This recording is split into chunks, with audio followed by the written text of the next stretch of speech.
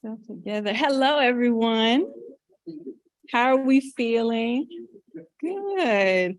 Again, I'm so honored and excited to be here with you all. It feels so good to be home. Feels so good. I'll start this speech, as I do many others, by letting you know that I am a researcher. I love asking questions. And not only do I love asking questions, but I expect answers to my questions.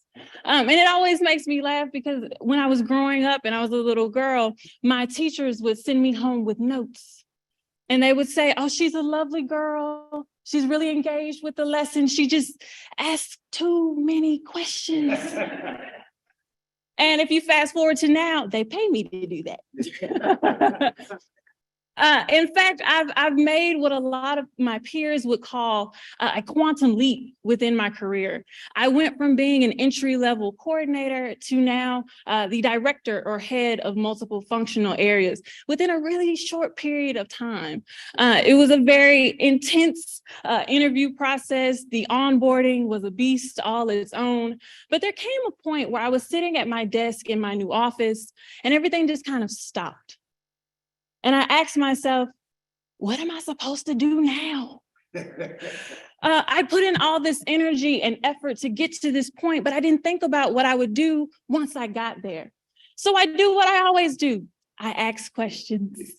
So I reached out to a very trusted mentor and I asked her, what am I supposed to do now? And after she finished laughing at me, she said, you're a part of the leadership team now. You lead. That was not the answer I was expecting, but it's the answer I got. And I remembered my love for words, how they're able to change, how they're able to elicit all of these emotions. And I remembered my favorite question when it came to words. And whenever I would ask this, all of the adults in my life would give me the same answer. I don't know how they knew this, but they did. But the question I would love to ask was, well, what does that word mean? And you know what they told me? Go look it up. That's exactly right. They told me to go look it up. And so I did. I looked up, what does it mean I lead? Google says, that means I'm a leader. That sounds cool. But what does that mean? Google then said that a leader is someone who achieves effective results through powerful influence. Okay, I want to achieve effective results, and I need some of this powerful influence that they're talking about. Okay, so as I was researching more about influence, I ran across this phenomenon that happens in the earth. It's called confluence. It's when two rivers meet and become one river.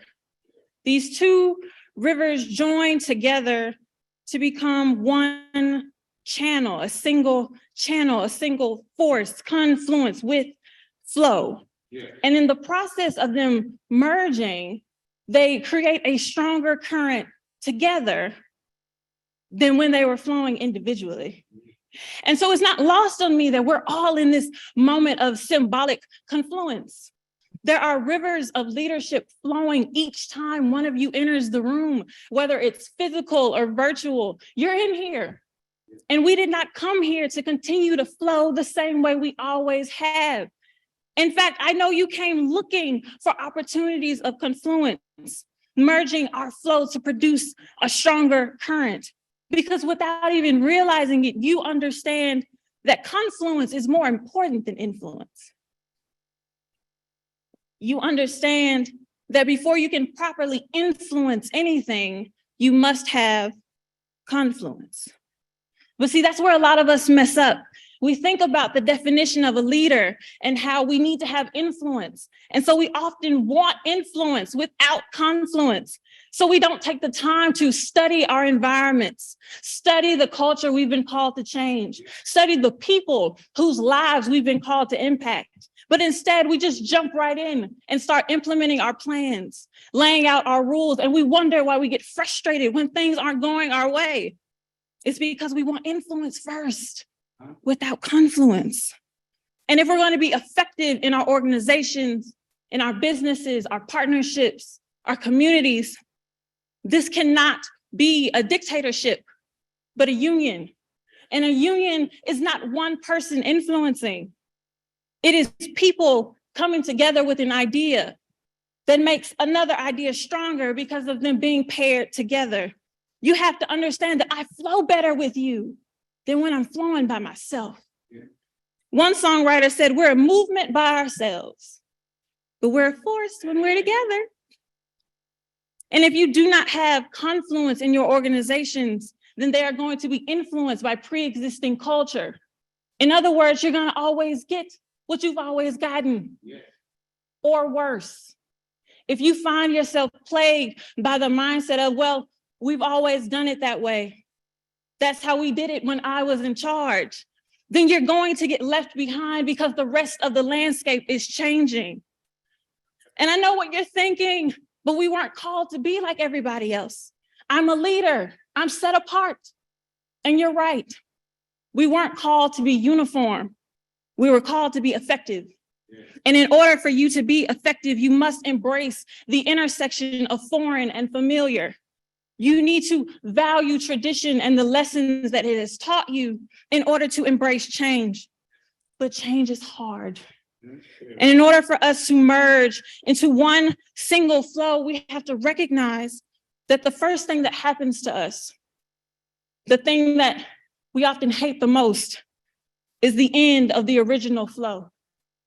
In order for us to become a stronger flow, a single channel in tune with what we have been called to do, we have to be willing to have an end of the previous flow, an end of the previous current, an end of the previous rhythm. In other words, you have to let go of the way you used to be and the cold way you used to act. You got to be willing to let some things go in order to become stronger. And nobody tells you that when you start dreaming or start planning, that the end of the flow is just as challenging as creating the flow in the first place. And you might be saying, I know that this is what I was called to do. I just didn't know it would cost so much. I'm trying to fight in another realm. I'm trying to flow with more strength, with more focus. I'm trying to make an impact in my life and the lives of those around me. I want people to know that I was here, but it's hard. And you might be asking yourself the same question I had. What am I supposed to do now? After this session, I want you to find 3 things that are still that you're holding on to, that are holding you back from merging your flow. I want you to take those 3 things and I want you to put an expiration date beside them that's within the next 3 months. I want you to actively work to mitigate the barriers that are keeping you from having confluence. I want you to have the courage to let go of what was and look forward to the treasure that waits you in tomorrow. And above all else, I want you to remember that you are a leader. So lead. Thank you.